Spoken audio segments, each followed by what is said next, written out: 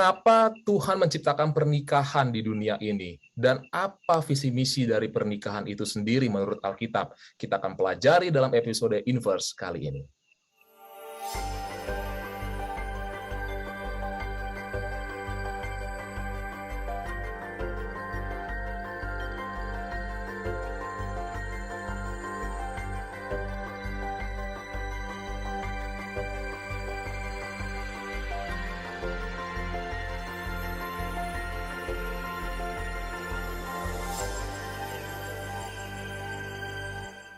Selamat datang teman-teman ke Inverse Bible Study, di mana kita akan belajar Alkitab secara dalam bersama-sama. Inverse Bible Study ini merupakan panduan bagi kita untuk belajar Alkitab secara pribadi dan juga mendalam tentunya. Bible Study Guide yang kita bahas pada saat ini adalah garis besarnya mengenai bagaimana mengetahui kehendak Tuhan dalam kehidupan kita. Dan pada episode kali ini kita akan membahas dengan judul 1 menjadi 2. Nah, apakah itu kita akan membahasnya nanti. Dan untuk teman-teman yang lagi nonton, dimanapun kalian berada, kalian bisa download Inverse Bible Study Guide yang dalam bentuk PDF yang ada di kolom deskripsi video ini, atau kalian bisa menemukannya di Instagram kami di @inversebible_id. Diskusi pelajaran kita pada saat ini akan menjadi suplemen dari Inverse Bible Study Guide, tetapi akan ada pengalaman yang sangat berbeda apabila teman-teman semua mempelajari secara pribadi, dan pengalaman tersebut pasti akan jauh berbeda apabila teman-teman semuanya mempelajari Inverse Bible Study ini secara pribadi. Dan pada saat ini saya sudah bersama dengan rekan-rekan saya, ada Brother Willy, ada Bapak Pendeta Arwan, ada Kak Rostina, dan juga ada Bang Joshua. Shalom semua, apa kabar? Halo, Shalom. Halo. Bagaimana kabarnya, baik? Kabar baik. Kabar baik. Puji Tuhan. Puji Tuhan. Oke, kayaknya kita nggak perlu berlama-lama, kita akan segera berdiskusi, namun sebelumnya kita akan mengundang Roh Kudus untuk berdoa, dan kami undang Kak Rostina untuk berdoa. Kita sama-sama berdoa. Bapa di sorga, pada saat ini kami akan mempelajari firman Tuhan bersama-sama. Kami akan memulai diskusi kami, bersama-samalah dengan kami sepanjang diskusi ini. Biarlah kiranya Roh Kudus Tuhan akan menyertai kami. Ampuni kami dari segala dosa dan pelanggaran kami. Dalam nama Yesus kami berdoa. Amin. Amin. Thank you, Kak Rostina. Oke, kita akan membahas pelajaran kita, dan tentu saja kita baca dulu pelajaran kita pada malam hari ini yang diambil dari Kejadian 2 ayat 15 sampai 25. Nah, aku mau minta tolong buat kita semua agar terlibat dalam membaca. Tuhan Allah mengambil manusia itu dan menempatkannya dalam Taman Eden untuk mengusahakan dan memelihara taman itu. Lalu Tuhan Allah memberi perintah ini kepada manusia, semua pohon dalam taman ini boleh kau makan buahnya dengan bebas. Tetapi pohon pengetahuan tentang yang baik dan yang jahat itu, janganlah kau makan buahnya, sebab pada hari engkau memakannya pastilah engkau mati. Tuhan Allah berfirman, tidak baik kalau manusia itu seorang diri saja. Aku akan menjadikan penolong baginya yang sepadan dengan dia. Lalu Tuhan Allah membentuk dari tanah segala binatang hutan dan segala burung di udara. Dibawanya lah semuanya kepada manusia itu untuk melihat bagaimana ia menamainya. Dan seperti nama yang diberikan manusia itu kepada tiap-tiap makhluk yang hidup, demikianlah nanti nama makhluk itu. Manusia itu memberi nama kepada segala ternak, kepada burung-burung di udara, dan kepada segala binatang hutan. Tetapi baginya sendiri, ia tidak menjumpai penolong yang sepadan dengan dia. Lalu Tuhan Allah membuat manusia itu tidur nyenyak. Ketika ia tidur, Tuhan Allah mengambil salah satu rusuk daripadanya, lalu menutup tempat itu dengan daging. Dan dari rusuk yang diambil Tuhan Allah dari manusia itu, dibangunnyalah seorang perempuan, lalu dibawanya kepada manusia itu. Lalu berkatalah manusia itu, inilah dia, tulang dari tulangku dan daging dari dagingku. Ia akan dinamai perempuan sebab ia diambil dari laki-laki. Sebab itu seorang laki-laki akan meninggalkan ayahnya dan ibunya dan bersatu dengan istrinya, sehingga keduanya menjadi satu daging. Mereka keduanya telanjang, manusia dan istrinya itu, tetapi mereka tidak merasa malu. Thank you, amin. Oke. Saya mau langsung ke to the point aja lah ya. Di sini dalam penciptaan, Tuhan menciptakan sebuah lembaga yang namanya pernikahan. Ya, Tuhan menciptakan sebuah lembaga yang namanya pernikahan pada hari ke-6. Langsung to the point, saya ingin tanya, sebenarnya menurut kita tuh kenapa sih Tuhan harus menciptakan pernikahan itu dan diberikan kepada manusia? Ada nggak yang boleh sharing? Kenapa sih? Tuhan yang katakan, Tuhan yang sampaikan bahwa laki-laki tidak baik sendiri dan Tuhan yang memberikan sepadan dan merupakan satu misi bagi Tuhan. Agar manusia memenuhi bumi ini. Manusia memiliki satu komunitas, satu tujuan, ya, satu tujuan untuk kemuliaan bagi nama Tuhan tentunya. Maka Oke, Pak Pendeta. Terima kasih ya. Tadi saya ambil satu poin bahwa Tuhan ingin membuat pernikahan itu agar pertama tentu berkembang biak manusia dan manusia bisa memiliki satu tujuan atau komunitas gitu ya. Ini menarik ini. Nah, coba ada yang lain nggak? Kenapa kira-kira pandangan kita? Kenapa Tuhan harus menciptakan pernikahan di dunia ini? Pada saat penciptaan lagi dia ciptakan itu. Memang ini menjadi pertanyaan juga sebenarnya bagi saya. Pasti ketika Tuhan menciptakan sesuatu, dia punya maksud Betul. terhadap hal tersebut ya. Pasti ada maksudnya. Bahkan urut-urutan penciptaan itu saja pasti ada maksudnya. Kenapa yang ini duluan, ini duluan. Sampai akhirnya pernikahan itu diciptakan agak belakangan ya. Saya nggak tahu entah pagi atau siang atau sore itu saya nggak tahu. Tapi yang jelas dari kronologis ceritanya ada urutannya. Jadi mungkin garis besarnya saya mau lihat bahwa pertama, pernikahan itu bagian dari rencana Allah, ya, bagian dari rencana Allah, dan melalui pernikahan itu Allah ingin melakukan sesuatu terhadap manusia tersebut. Dan mengapa seolah-olah pernikahan itu belakangan? Apakah maksudnya agar Adam itu tersadar? Nah, ini mungkin menjadi pertanyaan juga sebenarnya bagi saya setelah tadi ditanyakan hal tersebut, ya kan? Adam menemukan kebutuhan tersebut. Adam menemukan kebutuhan tersebut, dan manusia itu katanya adalah gambaran Allah, ya kan? Manusia itu gambaran Allah. Berarti ada sesuatu yang perlu kita lihat, hubungan antara karakter Allah dengan pernikahan itu tadi. Mungkin seperti itu. Oke, thank you Bang. Nah, di sini berarti menarik nih ya, karena Bang Joshua mengatakan bahwa Tuhan menciptakan pernikahan berarti sebenarnya ada tujuannya ya. Apa yang harus dilakukan pernikahan ini yang memenuhi tujuan Tuhan, gitu kan? Yang memenuhi tujuan Tuhan, berarti pernikahan itu sendiri memiliki tujuan, gitu ya. Jadi misalnya saya menikah dengan seorang wanita, ini harus memiliki visi dan misi, ya, harus memiliki tujuan dan visi dan misi. Nah, menurut Karostina nih, ya Karostina, kira-kira dalam kita sebagai orang Kristen gitu ya, apa sih sebenarnya visi dan misi pernikahan menurut apa yang dijelaskan oleh Alkitab kepada kita? Boleh nggak sharing? Apa sebenarnya yang harus dilakukan oleh sebuah pernikahan untuk memenuhi kebutuhan Tuhan? Menurut saya sih, kalau misalnya kita baca tadi dalam Kejadian 2 ya, kalau kita lihat misi daripada pernikahan itu sendiri itu untuk mewujudkan segala sesuatu yang yang Tuhan inginkan daripada manusia begitu. Yang pastinya apa yang Tuhan mau, maksudnya apa yang menjadi misi itu adalah untuk memenuhi satu tujuan dalam pelayanan bersama dalam melayani Tuhan begitu. Jadi kalau kita baca tadi kan di ayat yang ke-19 kayaknya ya, dikatakan bahwa sebelum Tuhan menciptakan Hawa untuk Adam tuh dibiarkan bekerja dulu untuk menamai nama-nama binatang, dan bahkan nama itu tuh ada sampai hari ini gitu. Jadi kalau kita lihat Adam nih sibuk untuk pekerjaannya Tuhan, sehingga ketika Tuhan melihat kayaknya Adam ini kesepian, kayaknya nggak baik kalau Adam ini sendirian, dia perlu teman. Jadi yang menjadi misi kalau menurut saya, kalau saya lihat dari bacaan ini adalah untuk memiliki teman dalam sepelayanan gitu.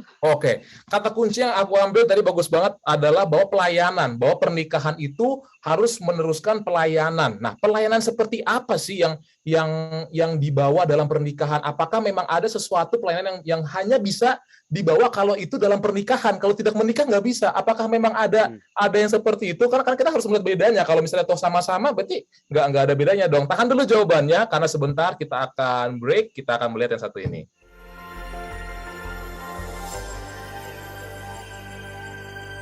Oke, kembali lagi ke pertanyaan terakhir tadi. Apa sih memang pelayanan yang istimewa gitu yang bisa dilakukan oleh sebuah lembaga pernikahan, ya, yang mungkin kalau itu tidak dalam lembaga pernikahan itu agak sulit untuk dilakukan. Ada nggak yang boleh sharing? Emang ada gitu ya? Bro Willy mungkin, coba Bro Willy gimana Bro? Kalau ini menariknya yang aku juga pikirkan adalah ini kan kalau mengusahakan taman yang Tuhan minta mereka lakukan gitu kan di awal, itu kan kayaknya salah satu misi sebuah keluarga sebelum manusia jatuh ke dalam dosa gitu.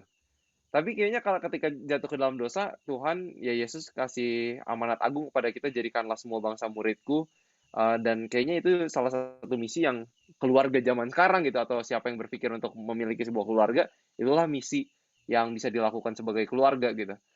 Oke, berarti ini kepenginjilan ya kalau ada poin dari Bapak Bro Willy ya. Oke, ada lagi nggak yang bisa kasih pendapat gitu? Apa yang spesial bisa dilakukan oleh pernikahan dalam pelayanan pada Tuhan? Yang jelas perintah pertama adalah mengusahakan bumi, yang kedua itu memenuhi bumi kan. Yes. Memenuhi bumi itu ya hanya dengan cara pernikahan. Oke. Jadi saya mau sampaikan bahwa pernikahan itu adalah bentuk hubungan tertinggi dari manusia. Kenapa saya bilang seperti itu? Sahabat dengan sahabat pasti punya batasan omongan seharusnya. Ya. Tetap orang tua dengan anak pun itu punya batasan omongan. Dengan usia ketika anak-anak sudah dewasa, hal yang ada di dalam tubuh anaknya pasti nggak akan diketahui sama orang tuanya lah. Karena itu sudah. Tetapi dalam pernikahan, hubungan tertinggi adalah hubungan pernikahan tersebut. Karena seharusnya ya, tidak ada satupun yang tertutupi. Tidak ada satupun yang tertutupi. Jadi, saya coba membayangkan kalau pernikahan ini bentuknya ideal, sempurna, tidak jatuh ke dalam dosa. Ketika saya tadi hubungkan hubungan antara Trinitas itu, kerjasama itu menghasilkan suatu ciptaan dunia yang sangat sempurna, saya coba membayangkan bahwa ketika Adam dan Hawa ini kalau hidup terus di dalam kesempurnaan tadi, ke dalam tanpa dosa, saya tidak tahu pelayanan terhadap Tuhan tersebut itu entah bagaimana sempurnanya. Namun tadi sudah sempat disinggung Bro Willy tadi bahwa bagaimana pelayanan itu di dalam hubungan dengan pernikahan. Saya bayangkan kalau seandainya suami dan istri yang telah jatuh dalam dosa, tetapi mereka diselamatkan oleh Tuhan, diberkati oleh Tuhan, maka suami dan istri ini Tuhan akan sempurnakan untuk melayani dia, menciptakan, meng-create suatu pelayanan yang saya pikir pada akhirnya sama seperti Tuhan amat sempurna. Sangat baik. Jadi saya melihat poinnya di situ. Oke, thank you Bang. Gimana Pak Pendeta? Kalau dari sisi pendeta nih. Ya memang pernikahan itu memang untuk memenuhi bumi. Itu adalah misi pertama, salah satunya yang Tuhan katakan, penuhi bumi. Makanya pernikahan itu harus wanita dan laki-laki kan, agar bisa memenuhi bumi. Amin. Tidak bisa laki-laki dengan laki-laki, ya kan? Tidak bisa laki-laki dengan laki-laki atau perempuan dengan perempuan, karena tak akan pernah bisa itu memenuhi bumi. Ini Bro Joshua ini dokter, dia tahu betul kenapa harus laki-laki dan perempuan untuk menikah. Walaupun sebenarnya itulah yang ideal. Tapi kan nyatanya setelah manusia itu jatuh nanti dalam dosa ya, maka ada memang tidak bisa memiliki anak. Ya, itu jelas. Ada yang tidak bisa memiliki anak. Ada juga orang yang hidupnya sendiri, dia dedikasikan dirinya kepada Tuhan.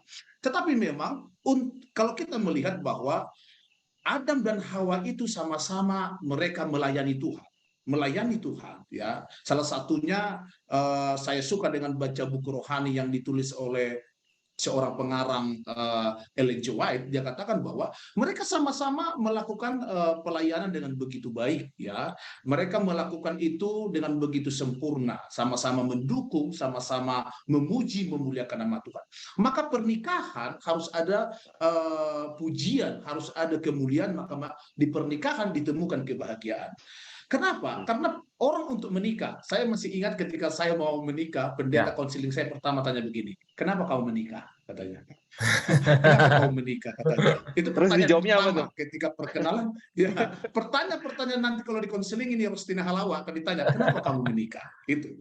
Jadi untuk memiliki anak kah? Oh, belum tentu. Nyatanya, kalau kita jujur, nyatanya di dunia ini banyak yang tidak memiliki anak. Ya. Para tokoh-tokoh Alkitab pun banyak yang tidak memiliki anak. Apakah untuk memiliki anak? Jadi jawabannya dikatakan bahwa untuk bahagia. Kenapa menikah? Untuk bahagia.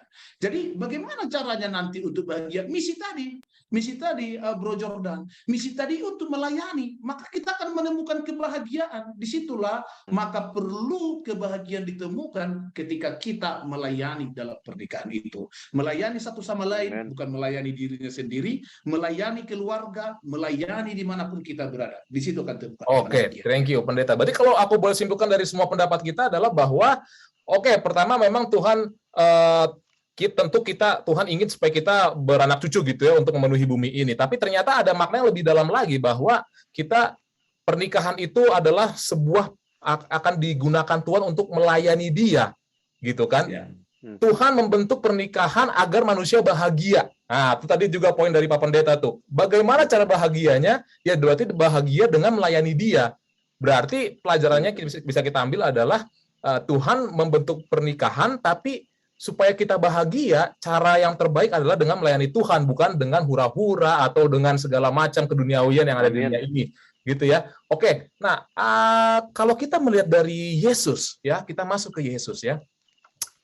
Yesus sendiri selama pelayanan di dunia ini kita tahu bahwa Dia tidak menikah, ya dalam Alkitab, gitu kan. Tapi kira-kira bisa nggak coba teman-teman sharing gitu ya? Adakah dari kisah Yesus di mana Dia itu mendukung konsep pernikahan gitu? Kira-kira di bagian part mana dalam kisah atau kehidupan Yesus di mana memang Yesus menunjukkan bahwa Dia sangat mendukung dan memberkati pernikahan? Boleh nggak di-sharing? Ada nggak? Di Yohanes 2 ya kayaknya ya. Nah, coba bro. Merubah air menjadi anggur, Dia datang, dan juga kalau aku sih ngelihat di Matius 25 ya, Yesus juga memberikan perumpamaan tentang pernikahan atau perjamuan kawin gitu kan di Matius 22. Jadi idenya ada banget sih, Yesus selalu singgung juga soal itu gitu. Oke, thank you Bro Willy. Nah, coba ada yang boleh sharing lagi? Ya, makanya mujizat pertama kan Yesus lakukan itu di pesta di Kana. Itu tadi yang Bro Willy katakan tadi, di Kana. Kenapa begitu pentingnya? Makanya prinsip pernikahan untuk mendapatkan kebahagiaan pelayan tadi itu memang harus mengundang Yesus. Dan Yesus hadir di pesta itu. Maka ada masalah dong, ada masalah. Ini kan Yesus ada di pesta itu ada masalah. Dan tidak ada keluarga yang tidak bermasalah. Tapi untuk mendapatkan kebahagiaan itu ada Yesus. Masalahnya kan anggur tadi perlu dikatakan anggur yang kurang. Anggur yang kurang. Maka Yesus menyediakan air menjadi anggur. Yang tidak mungkin. Itu tidak mungkin. Saya tidak tahu apakah medis bisa menjelaskan air berubah jadi anggur. Itu sesuatu yang tidak mungkin. Tapi kenapa ada masalah-masalah yang kita hadapi itu tadi bahwa ada Yesus di situ maka kita mendapatkan kebahagiaan dan jalan keluar. Itu mungkin yang bisa saya tambahkan. Oke, terima kasih Pak Pendeta. Berarti untuk menemukan sebuah pernikahan yang bahagia harus ada Yesus di dalam pernikahannya itu. Berarti Yesus itu harus dipersiapkan sebelum menikah gitu atau bahkan mencari pasangan untuk dinikahkan gitu. Nah, menurut Kak Rosita gimana sih kita bisa memastikan kalau kita memang sudah menemukan Yesus sebelum kita masuk ke dalam pernikahan gitu?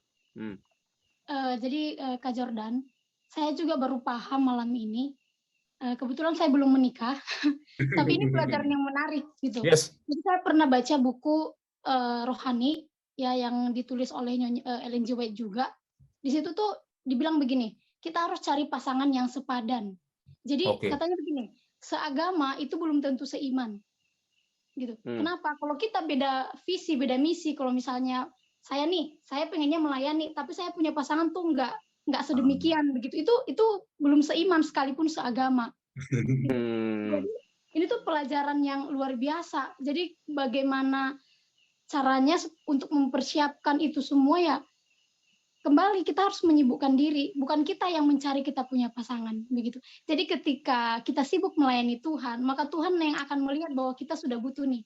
Rostina sudah butuh pasangan ini. Amin. Teman untuk melayani ini. Jadi Yesus akan mempertemukan saya dengan saya punya pasangan. Oke. Thank you Kak Rostina. Dari Bang Joshua gimana dari Bang Joshua nih? Ya karena saya sudah menikah, jadi saya kasih contoh saja dari pengalaman saya ya. Ya, iya Bang, boleh Bang. Jadi memang sebelum Anda menemukan pasangan Anda harus temukan dulu Yesus di dalam hidup Anda.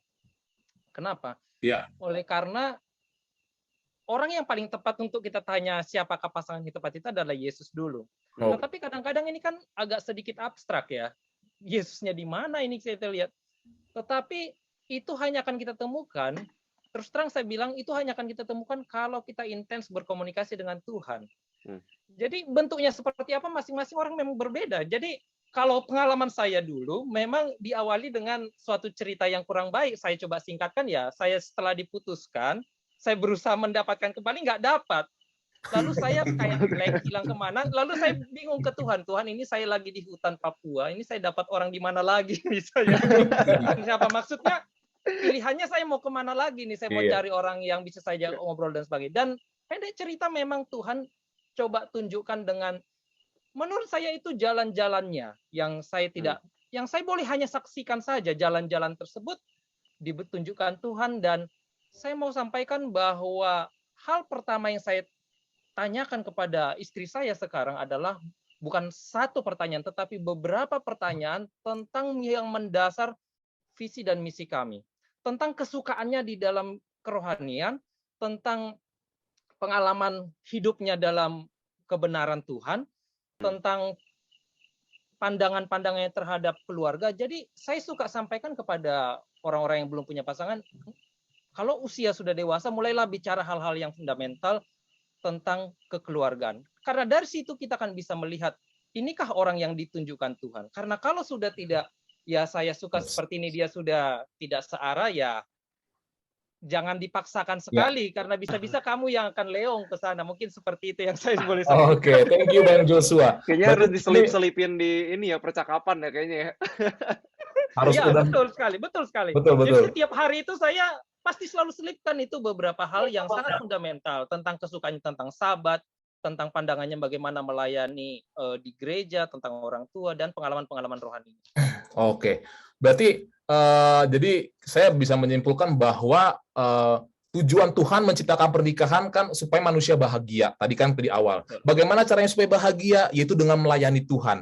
Gimana caranya supaya bisa suami istri ini melayani Tuhan? Berarti kita harus mencari pasangan yang sama-sama suka melayani Tuhan. Nah, gitu kan. Berarti kita akan tarik lagi ke belakang gitu kan. Makanya tadi kita bahas, jangan ngomongin visi misi pernikahan dulu deh, tapi gimana caranya supaya kita bisa mencari orang ya yang bisa melakukan visi misi yang benar tentang pernikahan dengan kita bersama gitu. Oke. Terima kasih. Nah, sekarang ini kita mau ngomong gitu ya, tadi fokus dalam fase sebelum menikah gitu. Adam di sana disuruh, Tuhan tahu, oh ini orang butuh pasangan. Tapi Tuhan bilang, tapi yang Tuhan lakukan itu bukannya malah langsung buatin Hawa, tapi malah bikin tugas dulu gitu loh ke Adam gitu. Apa sih yang bisa kita ambil pelajarannya dari sini, gimana? Boleh nggak di-sharing? Ya, pertama harus punya kerjaan dulu ya kayaknya. Udah pasti. Oke, menarik ini. Dari Bro Willy harus mulai kerjaan dulu. Oke, dari yang lain gimana? Pak Pendeta gimana Pak Pendeta ngelihatnya? Iya, itu benar. Jangan menikah, mau kasih makan apa? Makan cinta katanya, Pak. Tapi memang apa yang menjadi salah satu tadi yang disampaikan oleh Bro Jordan, kalau kita melihat Ishak ya, Ishak itu kan ketika dia mau menikah, dicari pasangannya kan Ribka. Dia kan nggak pernah ketemu itu, nggak pernah bicara. Tapi Ishak, ayahnya Abraham benar-benar berdoa untuk mendapatkan pasangan. Yes. Yang cocok untuk anaknya. Saya sangat tertarik tadi yang dikatakan oleh Rostina. Ya, kalau kita sudah siap melayani, kita sudah mempersiapkan diri kita dengan baik, kita memiliki jati diri yang baik, ya, kita memiliki akhlak yang baik, Tuhan akan memberikan juga yang cocok, yang baik untuk kita. Dan Tuhan memberikan Ribka yang sangat cocok untuk Ishak. Ya, tidak perlu Ishak terpesona kemana-mana cari wanita lain. Dia hanya fokus komunikasi dengan Tuhan tadi. Yes. Ya, maka dia mendapatkannya. Dan jadi perlu seperti Adam tadi, ya, dia melakukan fokus dengan apa yang di depannya, dia berkomunikasi dengan Tuhan, maka Tuhan tahu kebutuhan siapa yang cocok untuk Adam, maka Tuhan memberikan Hawa. Dan Ishak juga diberikan Tuhan Ribka. Oke, Oke, karena waktu kita sudah habis dan ini sebuah kesimpulan yang boleh saya ambil bahwa Tuhan menciptakan pernikahan pada manusia supaya manusia bahagia. Bagaimana cara bahagia? Yaitu dengan melayani Dia. Dan untuk mencari pasangan yang bisa bersama-sama bahagia dengan kita, bersama-sama melayani Tuhan dengan kita harus dekat dulu dengan Tuhan sebelum menikah. Kita harus fokus dulu dengan Tuhan, melakukan tugas-tugas yang diberikan Tuhan, maka nanti Tuhan akan mempertemukan kita dengan pasangan yang juga sama memiliki visi misi dengan kita. Terima kasih semuanya hamba-hamba Tuhan yang telah menemani kami di sini berdiskusi. Semoga diskusi ini dapat menjadi berkat bagi kita semua dan juga bagi para viewers dan juga para pendengar di rumah. Untuk penutupnya, boleh kami minta Bapak Pendeta untuk berdoa? Mari berdoa. Terpujilah namamu Tuhan, karena Tuhanlah pemberi pernikahan itu. Walaupun di saat dunia berdosa ini, ada juga orang yang tidak menikah, mendedikasikan dirinya kepada pelayanan.